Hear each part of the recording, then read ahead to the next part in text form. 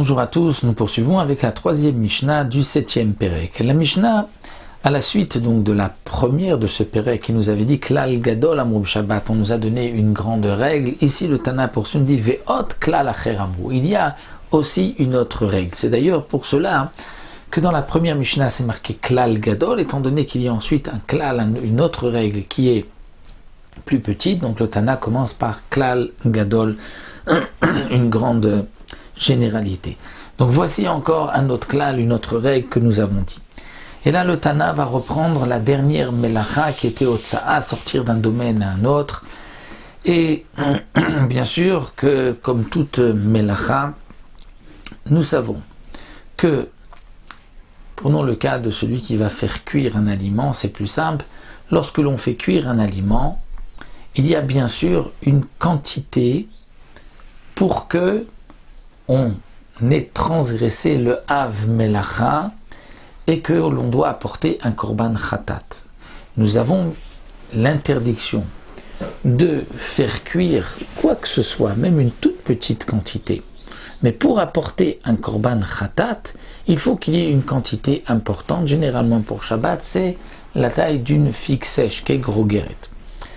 De la même manière que lorsque quelqu'un mange un morceau de graisse interdite, il sera puni par karet. Mais karet, c'est seulement s'il a mangé un kazaït. Alors peut-on manger moins que kazaït? Bien sûr que non. Chatsi shiur est aussi interdit par la Torah, mais le chiyuv karet, c'est seulement lorsque il y a le shiur d'un kazaït. Alors pour Shabbat, c'est la même chose.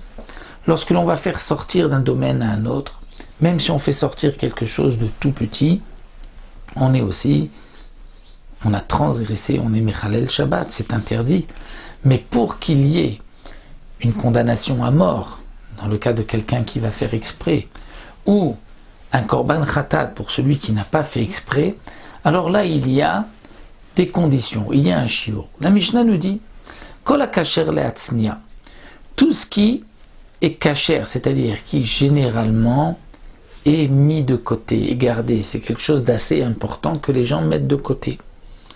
Ou matznim kamui, qu'il y a aussi la quantité que les gens mettent de côté.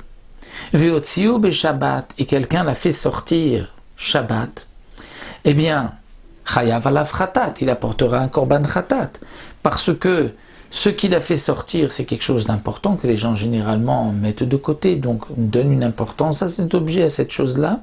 Et il y a aussi la quantité que l'on met de côté. Lorsqu'il y a une toute petite quantité, parfois, on ne met pas de côté.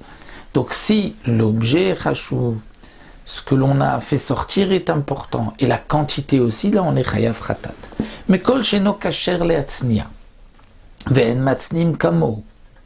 Mais ce que généralement on ne met pas de côté, les gens ne donnent pas une importance à cela. Ou bien, les gens donnent une importance, mais il n'y a pas la quantité suffisante pour qu'elle soit donc mise de côté par les gens. Et ve'otzio beShabbat, et cet homme-là, lui, l'a fait sortir parce que lui a donné personnellement une importance à cette petite chose. Alors là, eno chayav ela matznio.